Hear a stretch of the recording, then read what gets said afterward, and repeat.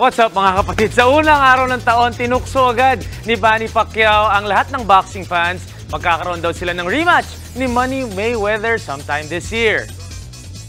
Next year, I hope to see you here in Japan again with a big fight against a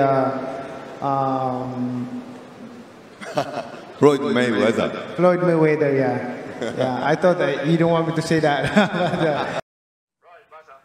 Umakyat ng ring si Pacquiao sa Rizin Fighting Federation sa Japan kagabi. At dun siya natanong ni Rizin CEO Nobuyuki Sakakibara tungkol sa rematch.